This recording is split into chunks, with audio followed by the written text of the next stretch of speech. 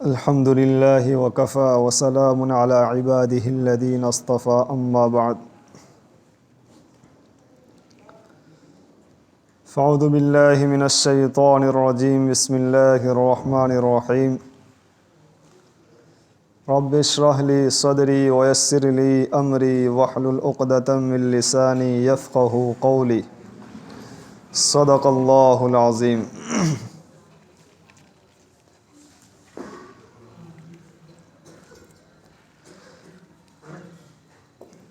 अजीज़ साथियों,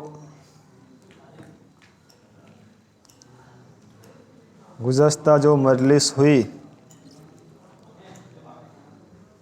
उसके अंदर बहुत अहम बातें थी। ख़ास तौर पर सुन्नत हदीस, इन दोनों में फ़र्क क्या, तो ये सब मालूम चल गया। अमल कर रहे हो या नहीं, दुआ पर, इसी तरह नेक आमाल करने पर, कुरान को सीखने पर, इन सब पर अमल शुरू हुआ या नहीं? बोलो, नहीं हुआ? हैं? मेरी तो आदत है, कुछ भी ऐसा काम होता है पहले कारगुजारी। उससे क्या है कि इंसान का दिल खुश होता है और फिर दुआएं निकलती हैं। अल्लाह तबारक व तआला के फजलो करम से ये सिलसिला जो शुरू हुआ, तो उस पर 2 रकात शुक्रिया की पढ़नी चाहिए। वो किसने पढ़ी है ना? ये तो बहुत बड़ी नेमत है अल्लाह ताला की कि आपको अब ऐसा मौका मिल गया कि बिल्कुल फ्री में अल्लाह तबारक व तआला के दीन को समझने के लिए इतना अच्छा मौका, उसके बाद फिर सवाल जवाब भी, तो ये एक बहुत बड़ी नेमत है अल्लाह तबारक व तआला। अब आज का सबक बहुत ध्यान से सुनना, क्योंकि उसमें फ़र्ज़, वाजिब, सुन्नत, मुस्तहब, मकरूह, मकरूह तहरीमी, मकरूह तंज़ीही, जब सब सुनते रहते हैं ना, नमाज मकरूह हो गई, ये हराम है, ये वाजिब है, ये फ़र्ज़ है, तो ये सब क्या बलाएं हैं? इसके मुताल्लिक आज का टॉपिक है, इसको जानना बहुत ज़रूरी है। आपको मालूम चलेगा कि नमाज में मुझसे फ़र्ज़ छूटा या वाजिब छूटा। वाजिब छूटने पर तो चांस है सद्दे सहव से नमाज हो जाए, लेकिन फ़र्ज़ छूट जाए, नमाज नहीं होगी, बिल्कुल नहीं होगी। शायद कल वाक़या पेश आया कब्रिस्तान में, फ़ोन आया था मुझ पर, 4 रकात की बजाय 3 रकात पर सलाम फेर दिया गया जनाजे की नमाज में। तो फ़ोन आया मुझ पर, मैंने कहा 4 तकबीरात जनाजे की 4 रकात के कायम मकाम है, गोया कि 1 रकात पड़ी छूट गई, लिहाजा जनाजे की नमाज दोबारा पढ़ानी पड़ेगी। समझे? आज शामिल थे या नहीं वहाँ? आज के जनाजे में शामिल थे या नहीं? आज भी वहाँ पूरी तकरीर हुई है मेरी, कैसे ले जाना जनाज़ा, जनाज़ा का उठाने का तरीका क्या है, मय्यत को कब्र में रखने का तरीका क्या है, किस तौर पर लेकर चलेंगे, एक शख्स कितना कदम लेकर चलेगा, चार पहियों को कैसे उठाएंगे। जनाजे की नमाज से पहले आज पूरा वहाँ बयान हुआ ही। अल्लाह ताला मुझे भी आपको भी अमल की तौफीक अता फरमाए।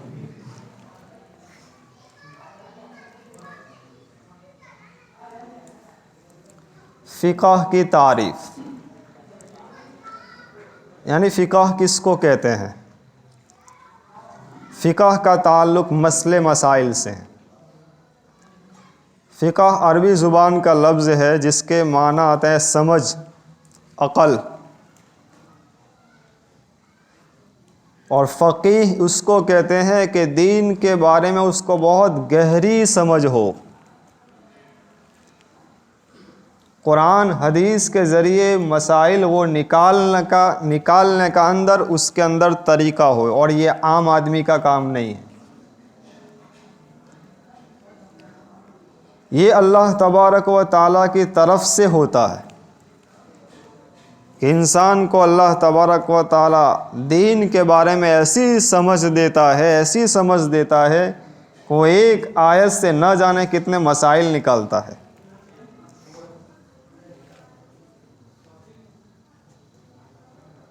तो फ़िक़ह उसको कहते हैं दीन के बारे में बहुत गहरी सोच हो।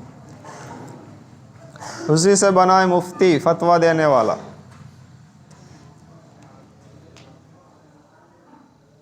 तो हमारे मुफ्ती तो किताबों में देखकर फतवा देते हैं,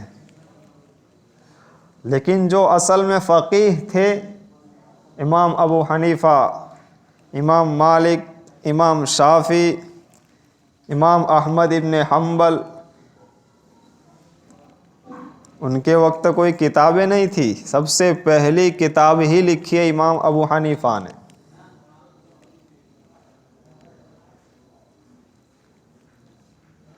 तो उनको अल्लाह तबारक व ताला ने कितनी गहरी सोच दी होगी, और ये आम आदमी को नहीं मिलती। ये भी समझना, शरीयत का बहुत पाबंद होना चाहिए, आशिक रसूल होना चाहिए। मुहद्दिसीन बहुत ऐसे गुज़रे हैं जिनको 4-4 लाख हदीसें याद थी, लेकिन फ़िक़ह के उनकी सलाहियत नहीं थी। लाखों हदीसें याद है, लेकिन इस हदीस से कौन सा मसला निकल रहा है, ये मुहद्दिसीन का भी काम नहीं। जैसे इमाम आमश, बहुत बड़े मुहद्दिस, उनके पास मसला लेकर आया एक शख्स कि भाई हैज़ की हालत में क्या मस्जिद के अंदर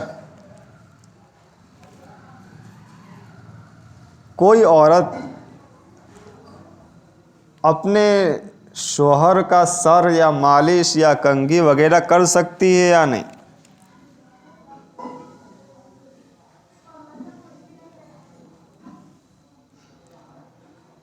इमाम अहमश ने बोला कि मेरे पास ऐसी कोई हदीस नहीं है, लेकिन मेरा शागिर्द बैठा इमाम यूसुफ, वो जो जवाब दे उसको मेरे पास लाना। अब इमाम यूसुफ सिर्फ मुहद्दिस नहीं, फ़क़ीह भी थे, इमाम अबू हनीफ़ा के बहुत बड़े शागिर्द। इमाम अबू यूसुफ ने कहा जायज़ है। क्या बोला? औरत का हैज़ की हालत में अपने शोहर को कंघी या मालिश वगैरह करना जायज़ है।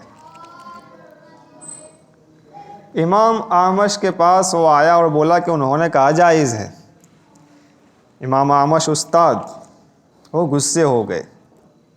लाखों हदीसों का हाफिज़ हूँ मैं, कोई हदीस मेरे पास ऐसी नहीं है, तूने कैसे जायज़ का फतवा दिया।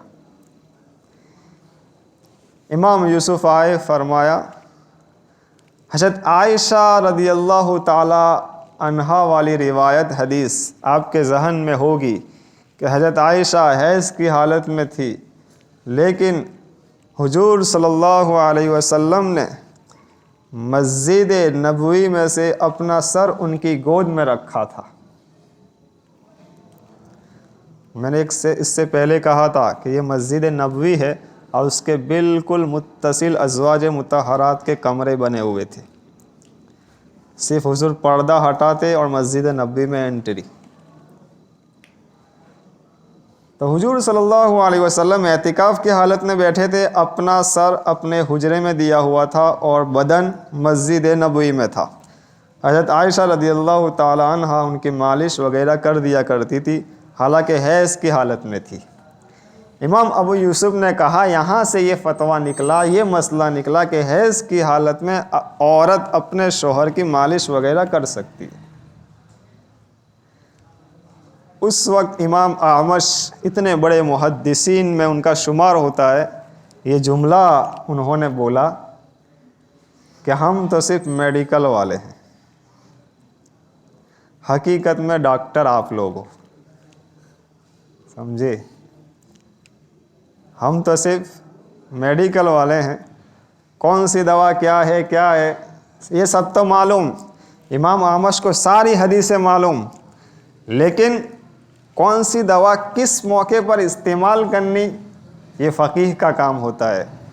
इस हदीस से कौन सा मसला निकालना ये फ़कीह का काम होता है, हर शख्स का नहीं होता। इमाम अबू हनीफ़ा रहमतुल्लाहि अलैहि को अल्लाह ताला ने कितनी गहरी सोच दी थी, ऐसे इमाम आज़म का लक़ब नहीं पड़ा। हदीस शरीफ में है कि मक्खी सालन में गिर जाए तो उस मक्खी को पूरा डुबो दो, क्योंकि उसके एक पर में शिफा है, एक पर में बीमारी है। आपको नहीं मालूम कि उसने कौन सा पर सालन में डाला है।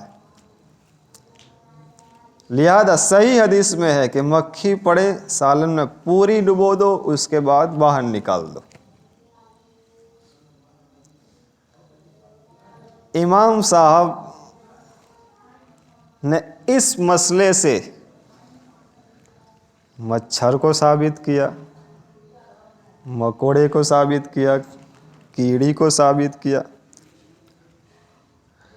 कि भाई हदीस में सिर्फ मक्खी का लफ्ज़ है, अगर मच्छर गिर जाए तो क्या मसला, कीड़ी गिर जाए तो क्या मसला। अब देखिए अल्लाह तबारक व ताला जिनको फ़िक़ह की तौफ़ीक दे देता है, सही समझ दे देता है, इसीलिए इब्न अब्बास रदियल्लाहु ताला अन्हुमा के लिए आप सल्लल्लाहु अलैहि वसल्लम ने उनको दुआ दी, अल्लाह ताला से एक दुआ मांगी, अल्लाहुम्मा फ़क़्क़िहु फ़िद्दीन, प्यारे अल्लाह इस अब्बास को दीन की सही समझ दे दे। इसलिए तफसीर के सबसे बड़े माहिर इब्न अब्बास हुए। इमाम साहब ने गौर व फिक्र किया और यहाँ से फिर मसला निकाला कि मक्खी पड़ने से सालन नापाक क्यों नहीं होता। फिर देखा कि मक्खी के अंदर बहने वाला खून नहीं है, लिहाजा मक्खी के गिर जाने से सालन नापाक नहीं होता। यहाँ से उन्होंने मसला निकाला, जो भी जानवर ऐसा हो जिसके अंदर बहने वाला खून न हो, वो अगर सालन या पानी में गिरता है पानी नापाक नहीं होगा। एक मसले से, एक हदीस से कितने सारे मसले निकाल डाले। मच्छर बहने वाला खून नहीं है, उसके अंदर बहने वाला खून नापाक होता है। तो सालन और पानी के नापाक होने की असल वजह बहने वाला खून, जैसे कुर्बानी के वक्त हम ज़बह करते हैं कैसा फव्वारे मारता हुआ खून निकलता है, जबकि मक्खी मच्छर वगैरह का उसी जगह पर ठहर जाता है, कोई बहाव नहीं है उनके खून में। अब एक मक्खी के मसले से कितने सारे मसले निकाल डाले। ये होता है फ़कीह का काम। तो समझ गए फ़कीह किसको बोलते हैं। हर एरे गेरे का काम नहीं है कुरान हदीस से मसले निकालना। तो सबसे पहले कोई भी मसला पेश आएगा तो 4 चीज़ों से उस मसले को साबित किया जाएगा। सबसे पहले कलामुल्लाह, कुरान शरीफ से देखा जाएगा ये मसला कहाँ है।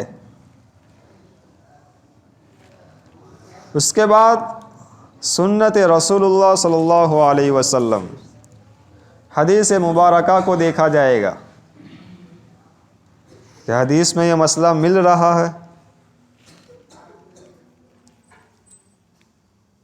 और ये बिल्कुल हदीस से साबित है।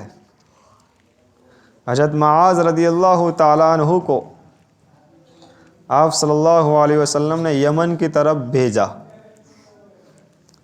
अब जा रहे हैं, आप सल्लल्लाहु अलैहि वसल्लम ने उनसे पूछना शुरू किया, मुआज़, यमन में अगर कोई मसला आपके पास लेकर आ गया तो आप कैसे उसको जवाब दोगे? हज़रत मुआज़ ने फरमाया कि मैं सबसे पहले किताबुल्लाह से उसको हल करूँगा। आप सल्लल्लाहु अलैहि वसल्लम ने फरमाया अगर कुरान से न मिला तो कि फिर हदीस मुबारका से उसको हल करूँगा, कि उससे भी न मिला तो, हदीस मुबारका से भी न मिला तो फिर कि मैं इज्तिहाद करूँगा, यानी गौर व फिक्र करूँगा। तो जितने भी अइम्मा किराम ने इज्तिहाद के ज़रिए मसाइल को साबित किया है वो हदीस मुबारका की रोशनी में किया है, अपनी अकल सिर्फ नहीं दौड़ाई। तो इस हज़रत मुआज़ वाली हदीस से इज्तिहाद का दरवाज़ा खुला, लेकिन दरवाजे का एक किवार बंद है, एक किवार खुला हुआ है। एक किवार इसलिए बंद है कि सहाबा से लेकर अब तक जितने मुज्तहिदीन किराम हो चुके हैं उन्होंने जितने मसाइल साबित कर दिए, अब उसके अंदर कोई रद्द बदल नहीं होगी, अब उसके अंदर रिसर्च नहीं होगा, सर्च हो चुका। एक दरवाज़ा खुला है वो इसलिए कि क़यामत तक बड़े बड़े उलमाए किराम हालात के हिसाब से जो भी मसला पेश आएगा वो इन उसूल के अंदर रहते हुए उस मसले को निकालेंगे। ऐसे कोरोना में भी मसला आया था, डिस्टेंस, तो निकाला कि नहीं निकाला? समझे? गुस्ल का मसला आया था, निकाला कि नहीं निकाला? हज़रत थानवी के ज़माने में ट्रेन का मसला आया, निकाला कि नहीं निकाला? सबसे पहले फतवा दिया हज़रत थानवी ने कि ट्रेन में नमाज जायज़, वरना सब ने मना किया था।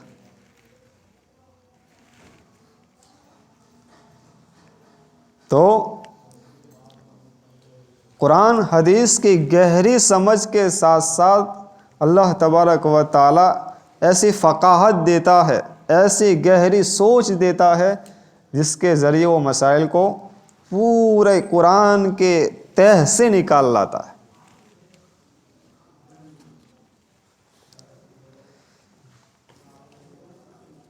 तो 4 चीज़ों से मसले को साबित किया जाएगा। सबसे पहले कुरान, दूसरे नंबर पर सुन्नत रसूलुल्लाह, तीसरे नंबर पर इजमाए उम्मत। इजमाए उम्मत यानी उम्मत के बड़े बड़े उलमा का किसी मसले पर इजमा हो गया हो, जमा हो गए हो, सब ने मुत्तफिक होकर फैसला कर लिया हो कि ये मसले का ये जवाब। अब उसके अंदर चाहे कोई बड़ा आलिम इस मसले से इख्तिलाफ करे कि नहीं मेरे नज़दीक तो ये है, अब इसकी बात नहीं चलेगी। क्यों?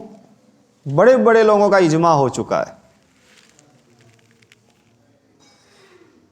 तो कोई मसला पेश आएगा तो इजमाए उम्मत को भी देखा जाएगा कि कुरान में नहीं है, हदीस में नहीं है, लेकिन उलमा का इस पर इजमा हुआ है, इस मसले को ले लो। इजमाए उम्मत में भी नहीं वो मसला, अब आखिर में नंबर आएगा अकल का, जिसको कियास बोलते हैं। कियास शरई, शरीयत वाला कियास, न कि दुनिया वाला। कियास से साबित किया जाएगा मसले को, फिर पूरे हदीसों को, कुरान को सामने रखते हुए।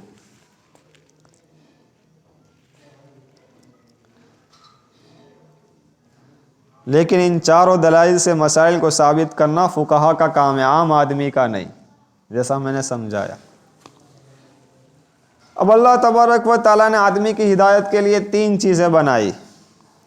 सबसे पहला कुरान, दूसरे नंबर पर सुन्नत रसूलुल्लाह, और इस सुन्नत रसूलुल्लाह और कुरान को समझाने के लिए हिदायत याफ्ता शख्स, यानी जिनको अल्लाह तबारक व तआला ने हिदायत दे दी थी। कुरान में सूरह फातिहा में हम पढ़ते हैं बार बार, इहदिनस सिरातल मुस्तकीम, अल्लाह हमें सीधा रास्ता बता दीजिए, कोई यू टर्न ना हो बीच में।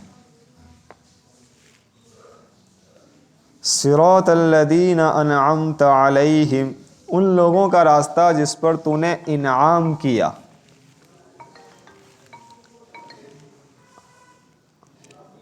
तो पहले बता दिया कि सिरात मुस्तकीम मांगना है। अब सिरात मुस्तकीम कौन सा है? वो सिरात मुस्तकीम जिस पर तेरे नेक बंदे चले। अब सवाल हुआ कौन नेक बंदे, किस पर तेरा इनाम हुआ? अल्लाह ताला ने कहा आगे पढ़ो। अनअमत अलैहिम की तफसीर खुद कुरान कर रहा है, मिनन नबिय्यीन वस्सिद्दीकीन वश्शुहदाई वस्सालिहीन। नबी जो बताकर चले गए सीधा रास्ता, नबी नहीं है, सिद्दीकीन को देखो, वो ज़माना भी नहीं रहा। शुहदा वाला देखो, वो नहीं रहा। सालिहीन, आज के ज़माने में नेक औलिया अल्लाह ज़िंदा है, उनके तरीके को देखो। ये सारे लोग वो लोग हैं जिन पर अल्लाह तबारक व तआला ने इनाम किया है। इसलिए हम कहते हैं हम नबी को भी मानते हैं, सहाबा को भी मानते हैं, औलिया अल्लाह को भी मानते हैं, किसी का हम इनकार नहीं करते। कुछ लोग सिर्फ और सिर्फ कुरान। लखनऊ के अंदर एक शख्स मिला था, दाढ़ी नहीं थी। बोला कि मैं नहीं रखता दाढ़ी। क्यों? कुरान में कहा है, मैं तो सिर्फ कुरान को मानता हूँ। तो वहाँ फ़िरका एक अहले कुरान, सिर्फ कुरान। कुछ लोग सिर्फ हदीस को मानते हैं, कुरान हदीस, जिसको अहले हदीस बोलते हैं। कुछ लोग सहाबा को बिल्कुल हटा देते हैं कि सहाबा इंसान ही थे, लिहाजा कुरान और नबी की बात वही मोतबर रहेगी। वो बात समझने के लिए, कुरान की बात समझने के लिए हम सहाबा के मोहताज नहीं। यह आखा अलग फ़िरका बन गया जिसको मौदूदी कहा जाता है। तो हम कुरान को भी मानते हैं, हदीस को भी मानते हैं, औलिया अल्लाह को भी मानते हैं। इसलिए हमारा नाम है अहले सुन्नत वल जमात। जमात से मुराद सहाबा की जमात, औलिया अल्लाह की जमात। तो ये सारे लोग हिदायत याफ्ता लोग हैं। अब शरीयत के अहकाम समझिए। सबसे पहले फ़र्ज़ किसको बोलते हैं? एक बात यहाँ ये भी याद रखिए कि नबी के ज़माने में फ़र्ज़, वाजिब, सुन्नत नहीं था कुछ।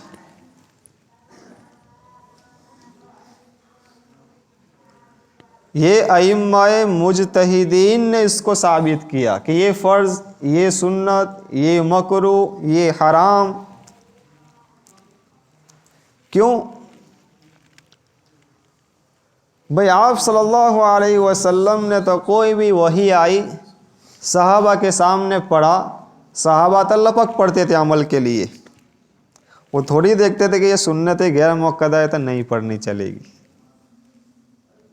हम समझते हैं, नबी का एक एक अमल वो टूट पड़ते थे, लिहाजा उनको कोई ज़रूरी नहीं थी कहने की कि भाई इसको करना वरना गुनाह मिलेगा।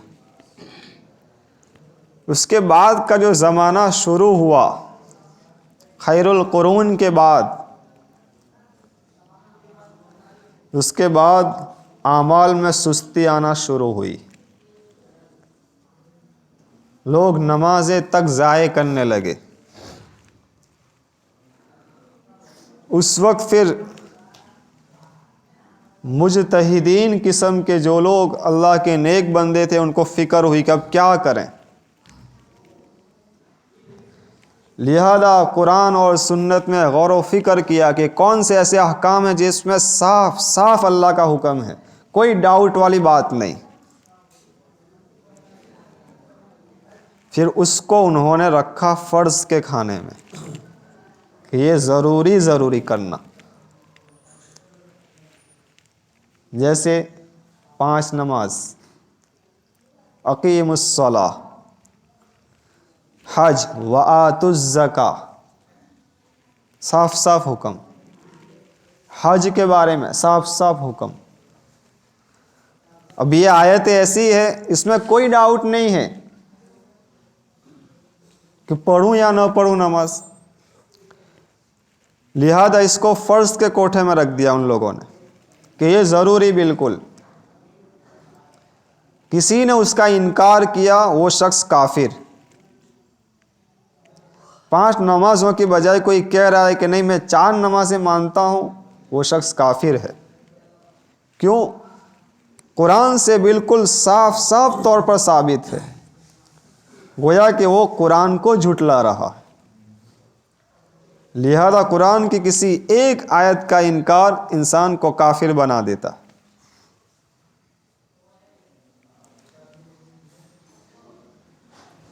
तो 5 नमाजों का सबूत ये बिल्कुल कुरान से साबित है।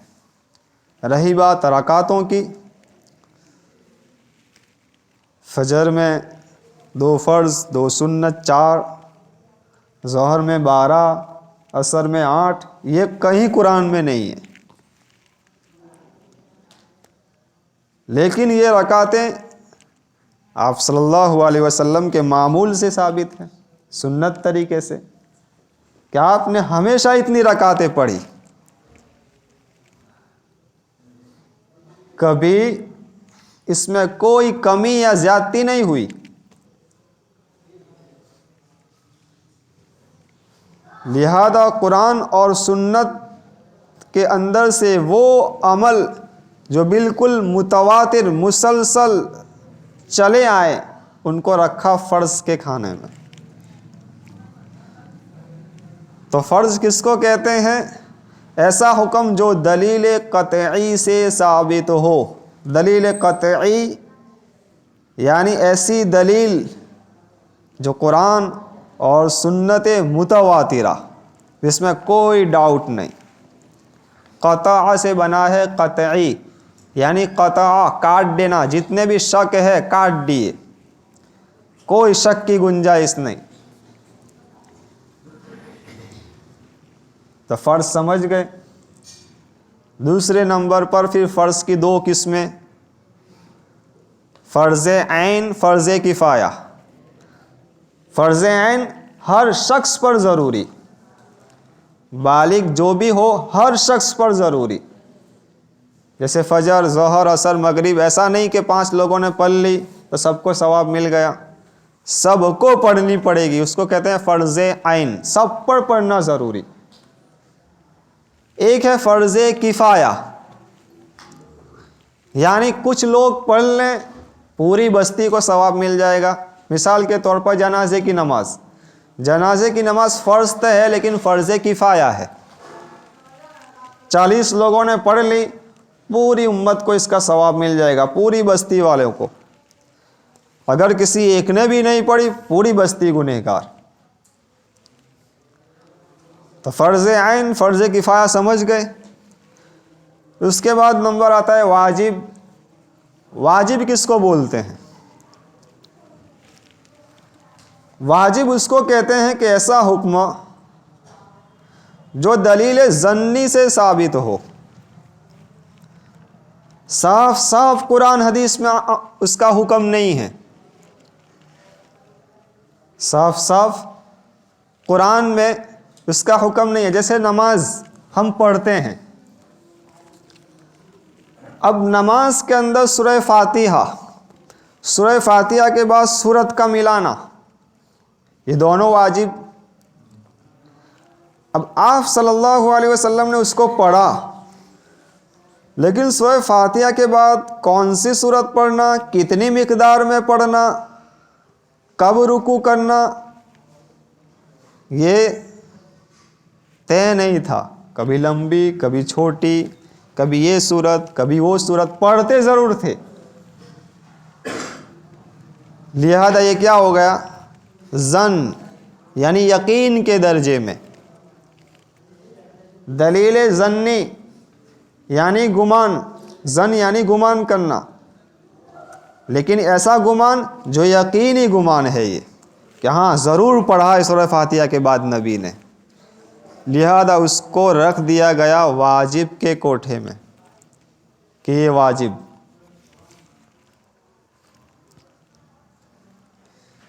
दूसरी मिसाल वित्र की समझो कि वित्र वाजिब फर्ज क्यों नहीं रखा, लेकिन वित्र के अंदर कोई कतई दलील नहीं थी कुरान हदीस से। हदीस में वित्र ज़रूर है, लेकिन दोनों रिवायत हैं, माना दोनों निकल रहा है। किसी ने 2 रकात पर सलाम फेरी है, तीसरी अलग से पढ़ी है, किसी ने 3 रकात के बाद सलाम फेरी है। वित्र पढ़ी ज़रूर है। लिहाजा ये ज़न के यकीन में गालिब ज़न गुमान किया अइम्मा मुज्तहिदीन ने, लेकिन पढ़ी ज़रूर है नबी ने, तो फिर उसको रख दिया वित्र को वाजिब के अंदर। समझ गए। अब फ़र्ज़ और वाजिब अमल में दोनों बराबर, उसको भी करना ज़रूरी, इसको भी करना ज़रूरी, लेकिन हुक्म के एतबार से फ़र्क आएगा कि फ़र्ज़ का थोड़ा सा भी इनकार किया आप काफिर हो जाओगे। वाजिब का कोई इनकार कर रहा है, मैं वित्र की नमाज नहीं मानता, काफिर नहीं होगा ये, हाँ बहुत बड़ा गुनाह मिलेगा। तो अमल के एतबार से तो फ़र्ज़ और वाजिब दोनों बराबर, समझ गए। हुक्म के एतबार से फ़र्क आएगा कि फ़र्ज़ का थोड़ा भी इनकार किया, किसी ने ऐसा कहा मैं ज़ोहर की नमाज नहीं मानता, वो उसी वक्त ईमान से निकल गया, क्योंकि उसने कुरान की एक आयत को गोया झुटला दिया, वाक़ीमुस्सलाह को।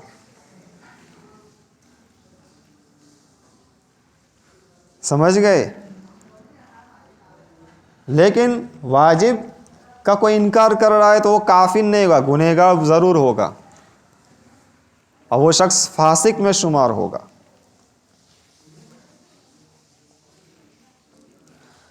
अब उसके बाद आता है सुन्नत। कहते हैं ना ये अमल सुन्नत है। सुन्नत किसको कहते हैं? सुन्नत तो समझा दिया था बहुत डिटेल्स से।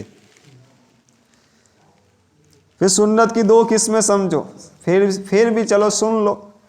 आप सल्लल्लाहु अलैहि वसल्लम का वो अमल जिस पर आपने हमेशगी की हो और आपके बाद सहाबा भी उस अमल पर चले हुए हो, उसको कहेंगे सुन्नत। हर सुन्नत हदीस होगी, हर हदीस सुन्नत नहीं होगी, ये उसूल बयान किया था।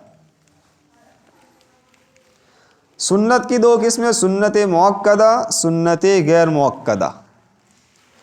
सुन्नत मुअक्कदा किसको बोलते हैं? ऐसा काम जिसे नबी करीम सल्लल्लाहु अलैहि वसल्लम या सहाबा ने हमेशा किया हो और बिला उज़्र न छोड़ा हो, बिला उज़्र न छोड़ा हो, उसको बिला उज़्र जानबूझकर छोड़ने वाला मलामत का मुस्तहिक और गुनहगार होगा। जहाँ तक कोई उज़्र पेश नहीं आया, न सहाबा ने उसको छोड़ा, न हमारे नबी ने उसको छोड़ा। अइम्मा मुज्तहिदीन ने देखा कि कौन से ऐसे काम है जिस पर नबी ने दवाम किया है, हमेशगी की है, सहाबा ने उसको हमेशा किया है। हाँ, कोई उज़्र आया तो छोड़ दिया, बिला उज़्र कभी नहीं छोड़ा। अइम्मा मुज्तहिदीन ने ऐसे कामों को रख दिया सुन्नत मुअक्कदा में। कितनी आसानी हो गई उम्मत के लिए, उम्मत के लिए कितनी आसानी हो गई। ये सारे सेक्शन पढ़ दिए, फ़र्ज़, वाजिब, सुन्नत, कितनी आसानी हो गई हमारे लिए। वरना ये उसूल ज़हन में रखना, नबी के ज़माने में कोई फ़र्ज़, कोई सुन्नत, कोई वाजिब कुछ नहीं था। क्यों? सहाबा को ज़रूरी नहीं थी इसकी। वो तो आप सल्लल्लाहु अलैहि वसल्लम की एक एक अदा को देख कर लपक पड़ते थे, नबी ने जैसा किया वैसा करते।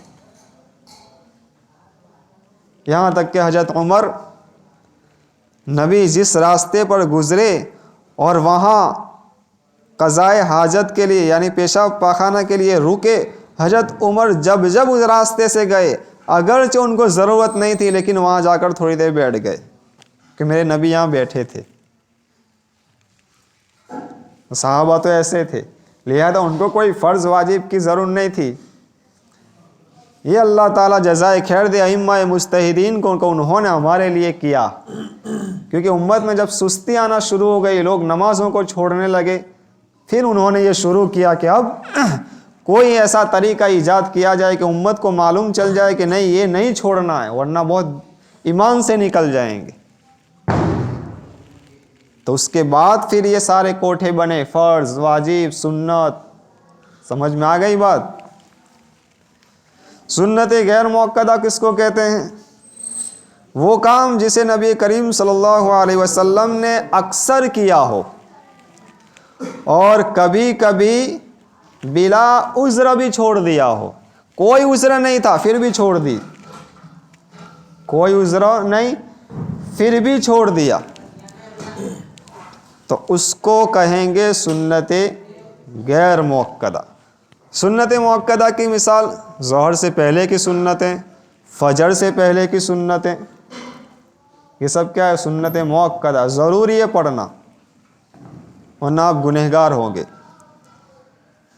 ज़ोहर की सुन्नतों की क्या फ़जीलत है मालूम?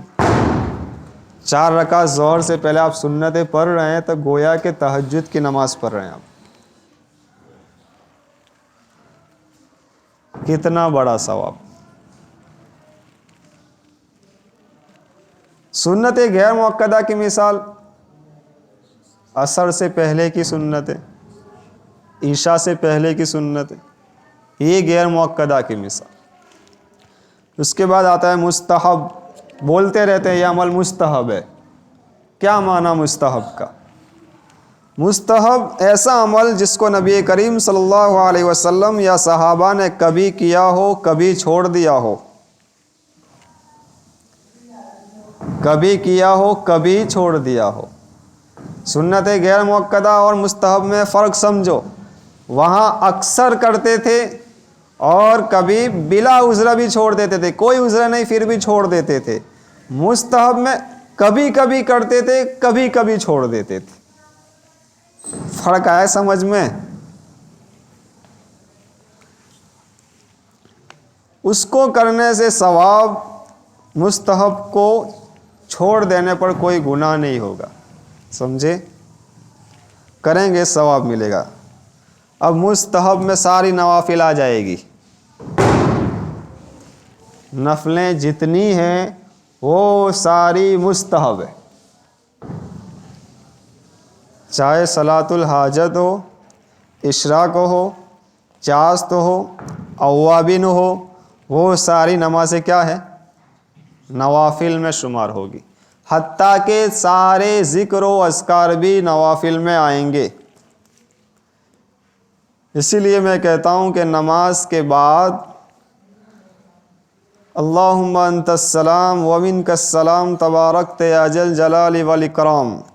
ये या सूरह फातिहा या सूरह फातिहा नहीं, आयतुल कुर्सी पढ़कर सुन्नतों के लिए खड़े हो जाओ।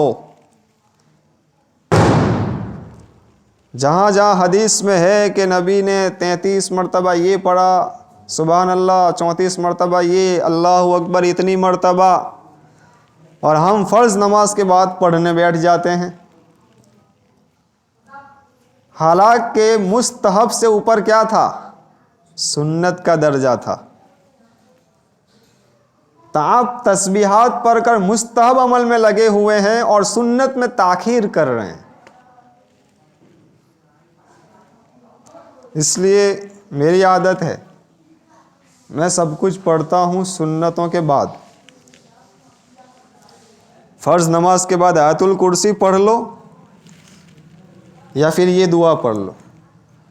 अम्मी आयशा की साफ रिवायत है कि नबी अल्लाहुम्मा अंतस्सलाम व मिनकस्सलाम तबारकत या जल जलाली वल इकराम पढ़ कर खड़े हो जाते।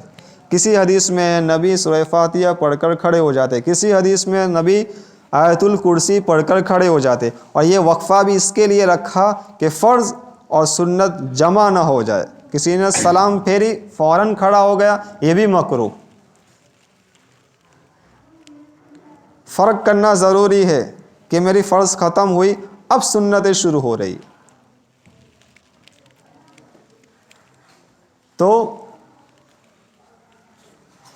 जिसका जो मकाम है वहाँ उसको रखो। सारी तस्बीहात कब पढ़ो? सुन्नतों से फरागत के बाद। हाँ, असर और फजर के मौके पर कोई सुन्नत नहीं है नमाज के बाद। अब वहाँ जितने आप अपने अज़कार है पढ़ते रहो, कोई बात नहीं। लेकिन दूसरी नमाज़ों में फ़र्ज़ नमाज के बाद सुन्नतों का जहाँ भी ज़िक्र है, आप ज़िक्र और अज़कार में लगे हुए हैं और सुन्नत में ताख़ीर हो रही है, लिहाजा सुन्नत का सवाब कम मिलेगा। इसीलिए फतावा भी किताबें भी देखेंगे आप तो उसमें मकरूह लिखा हुआ, सुन्नतों से पहले ज़िक्र और अज़कार मकरूह लिखा होगा, यानी नामुनासिब। गुनाह नहीं मिलेगा, लेकिन आपने सुन्नत से पहले मुस्तहब अमल को फजीलत दी हुई है। इस बिना पर जब दुनिया में लोग रुतबा देखते हैं किसको कहाँ बिठाना, तो फिर ये तो शरीयत है, उसको भी मर्तबा दो। सुन्नत को सुन्नत के मकाम पर रखो, मुस्तहब को मुस्तहब के मकाम पर रखो।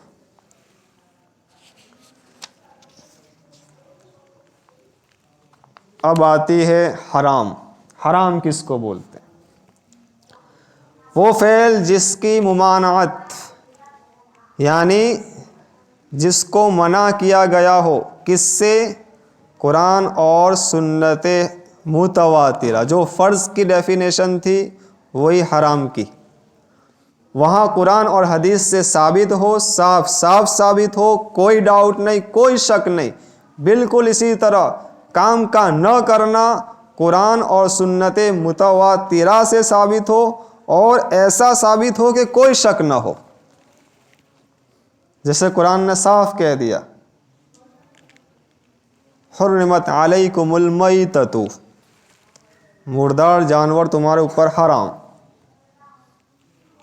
वलहमुल खिंजीर, खिंजीर का गोश्त तुम पर हराम। साफ साफ कह दिया, कोई शक है ही नहीं इसमें। लिहाजा कोई ऐसा कहता है कि नहीं मैं सूद को मानता हूं,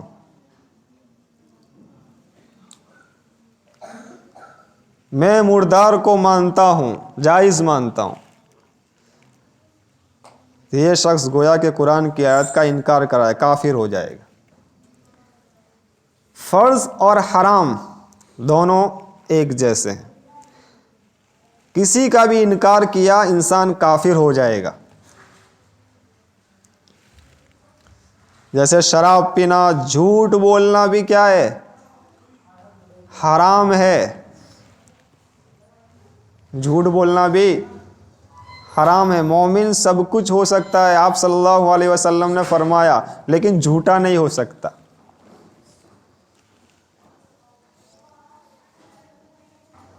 अब कितनी डेंजर वईद है ये, अल्लाह मुझे भी माफ़ करे।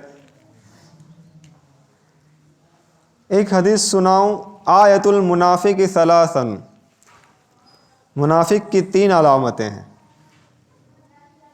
उसके अंदर पहली है इदा हद्दस कदब, जब बात करे तो झूठ बोले। याद रखिए, मुनाफिक काफिर से बदतर।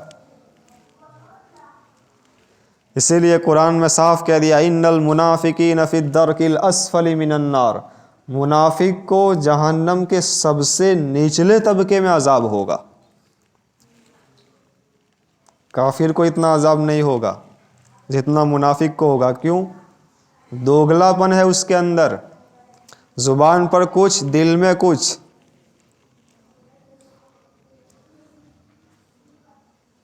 तो कितनी खतरनाक ये वईद आ रही है, बातचीत करे तो झूठ बोले। ये किसकी अलामत, किसकी निशानी? मुनाफिक की। अब जितने लोग व्यापार कर रहे हैं वो खास तौर पर, कोई चीज बेचे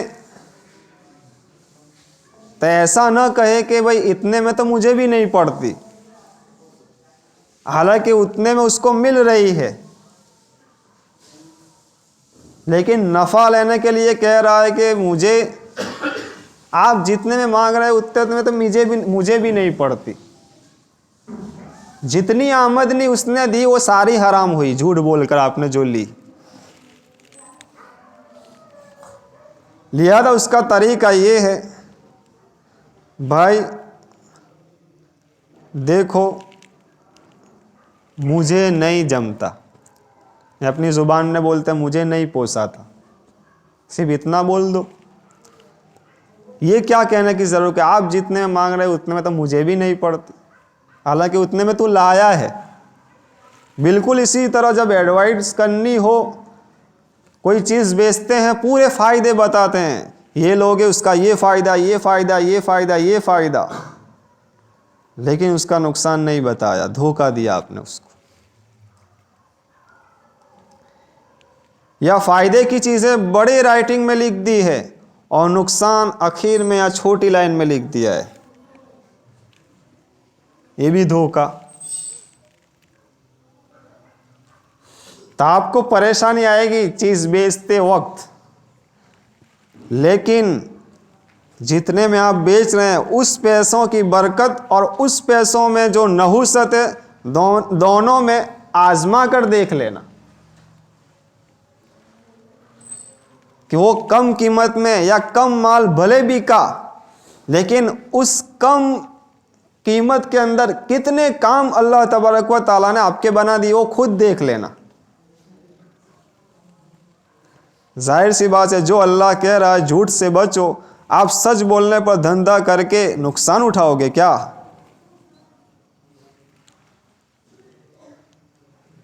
उसके बाद है वईदा तुमीना खाना, मुनाफिक की दूसरी अलामत, जब अमानत दी जाए तो खयानत करे।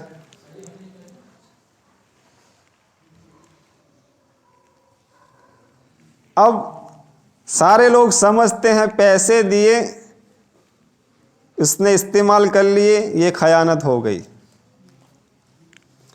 अमानत का मफहूम ये नहीं है सिर्फ, ये आंखें अल्लाह तबारक व तआला ने अमानत दी है। अल्लाह ताला ने उसको जहां देखने का कहा है वहीं देखना। गैर महरम की तरफ आपने आंखों को उठाया, आपने अल्लाह ताला की दी हुई अमानत में खयानत की। ये हाथ अमानत है, दिल अमानत है, किसी और की तस्वीर मत बिठाओ दिल में। अपनी मोहब्बत के लिए दिल अल्लाह ताला ने दिया,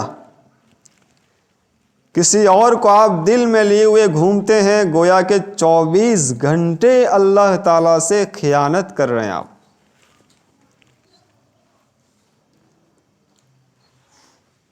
तो अमानत का मफहूम सिर्फ पैसों वाला नहीं है, इन्नल्लाह अश्तरा मिनल मुमिनीना अनफुसहुम व अमवालहुम बिअन्न लहुमुल जन्नह। अल्लाह तबारक व तआला ने आपकी जान भी, आपका माल भी खरीद लिया है। क्यों? आपको इसके बदले में अल्लाह जन्नत देगा।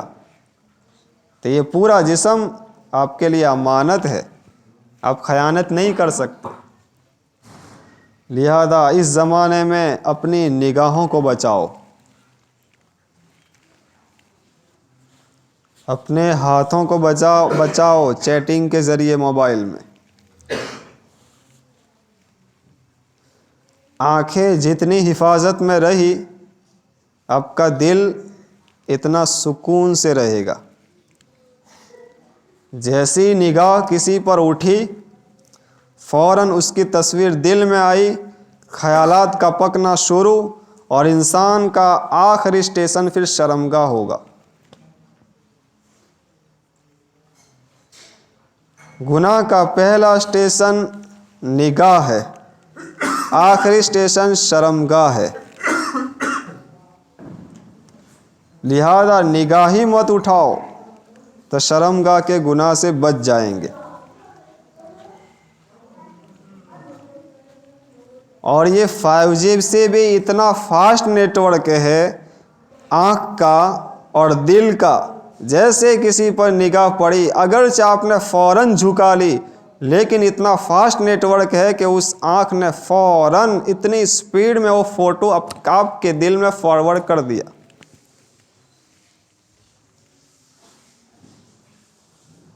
फाइव जी से भी इतना फास्ट नेटवर्क है वो, अगरचे फ़ौरन आंखें आपने झुका ली, लेकिन वो तस्वीर आपको दिल में हैरान करेगी।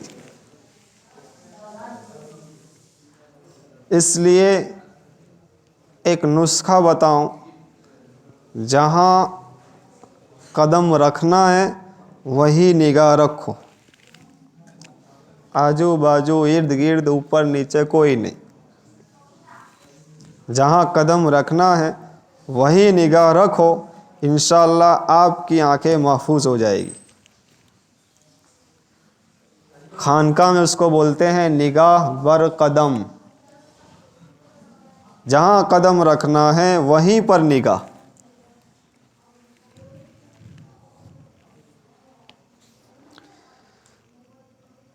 अब समझो मकरूह किसको बोलते हैं। मकरूह यानी जिसको तबीयत गवारा ना करती हो,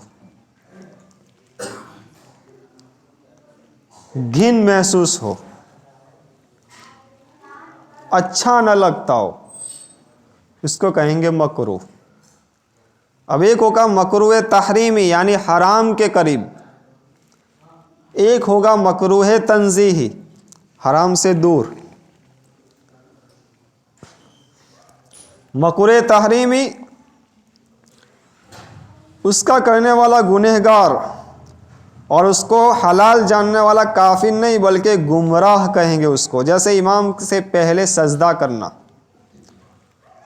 इमाम से पहले रुकू में चले जाना, ये मकरूह तहरीमी है, हराम के करीब।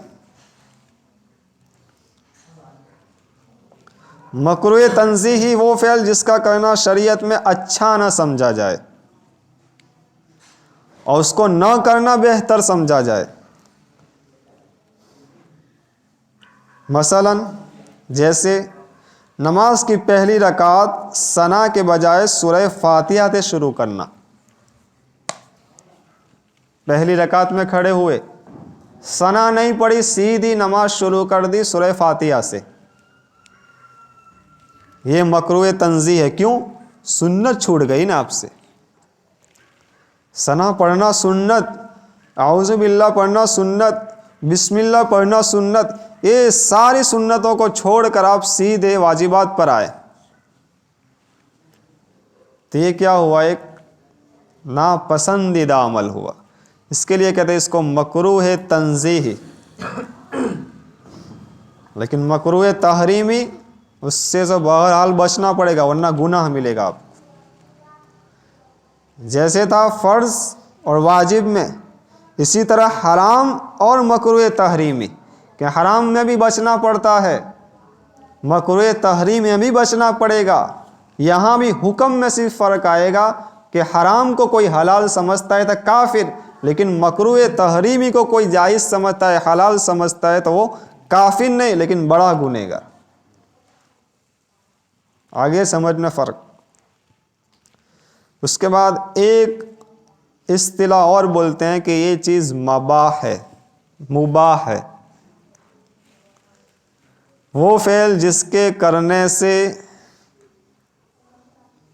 न गुनाह होता है न सवाब मिलता है। मसलन खाना पीना सोना, ये सब मुबाह अमल है। भाई लेटना, भाई तबीयत के लिए अच्छी बात है, लेट जाओ आराम कर लो। खाना सेहत के लिए भाई ज़रूरी है, खाओ, मुबाह अमल है, समझे।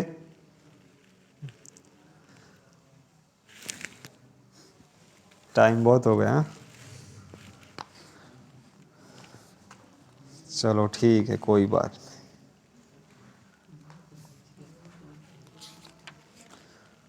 अल्लाह ताला मुझे भी आपको भी अमल की तौफीक अता फरमाए। है किसी का कुछ सवाल? बंद कर दो। चंद्र की टिप्पणियाँ